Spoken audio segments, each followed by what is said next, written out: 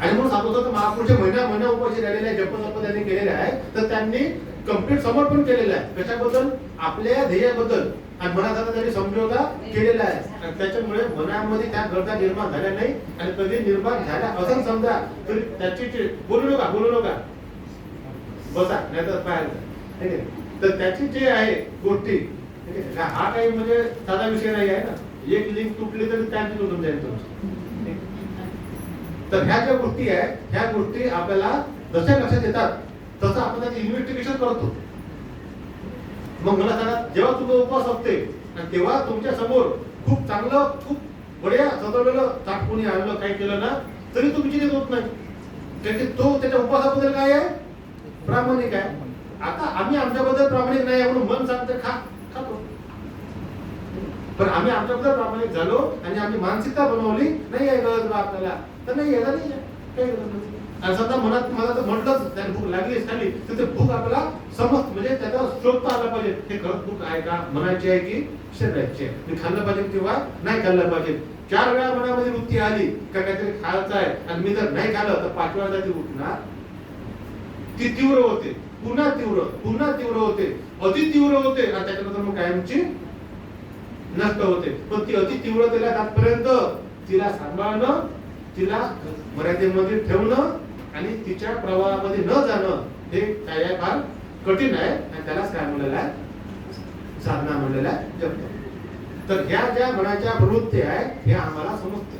तर शरीर कोणाच्या अनुषंगाने काम करते, मनाच्या अनुषंगाने काम करते, त्याच्यामध्ये प्राप्त विद्यमान घटना संस्कार जे काही आहे, चित्त संस्कार आहे, त्याच्या अनुषंगाने काम करते. आणि मला कोणतेही काम करण्याची इच्छा माझ्यामध्ये होते, तर मला फक्त इच्छा नाही, इच्छाला प्रवृत्त करणारं मन नाही, तर मनाला प्रवृत्त करणारा थेट संस्कारामध्ये मला जाता आला पाहिजे.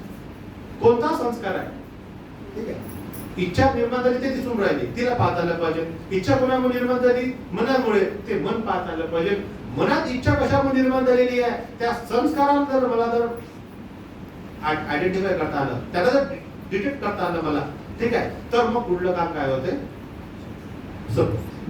एवढं सूक्ष्मतेनं आपण चालत नाही किंवा आपला अभ्यास होत नाही. आणि ध्यानाच्या ज्या प्रक्रिया हे याच्यासाठीच आहे की आपल्या जीवनामध्ये ज्या काही रोजच्या घडामोडी होते, ज्याच्यामध्ये आपल्याला हा जो इन्व्हेस्टिगेशनचा भाग आहे त्याच्यामध्ये आपल्याला टाकता आला पाहिजे.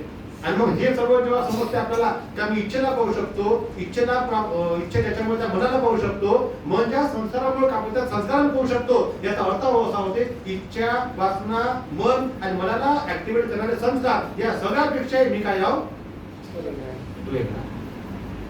संस्कार माझे असतील ना, पण मी संस्कार नाही आहे.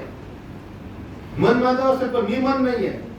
इच्छा माझ्या असतील, माझ्या मनाच्या असतील, पण इच्छा मी नाही आहे. आणि या सगळ्यापेक्षा जर मी वेगळा आहो तर माझं स्वतःच एक असं अस्तित्व आहे.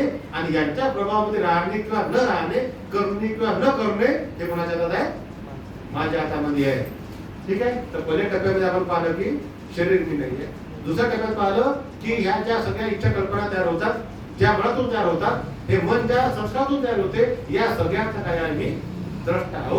जेवढा आपण अंतर्मुक्ती होऊ, जेवढा आपली ध्यान धारणा सूक्ष्मता तीक्ष्णता वाढेल, तेवढ्या खोलांमध्ये आपण जाऊन आपल्या संस्काराला आपण आयडेंटिफाय करू शकू, हे डिटेक्ट करू शकू समजा. तर हे सगळं करता येणे म्हणजे माझं स्वतःचं अलग अस्तित्व आहे लक्षात. नंतर पुन्हा एक शक्ती आपल्या शरीरामध्ये, त्याला म्हणतात प्राण शक्ती. ठीक आहे. ती कोणाची नाही,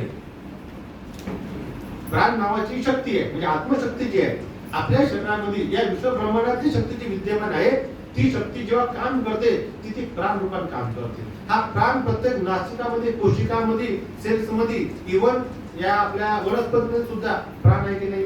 प्राणचा सगळ्यात पहिला सेंटर कोणता आहे, तर जिथं प्राण आहे तिथे वाढ आहे. जिवंतपणा, नसा नसामध्ये प्राण आहे ना, प्राण म्हणजे जीवन आहे. तो चेक करते ना, गाडी चालू आहे की बंद आहे.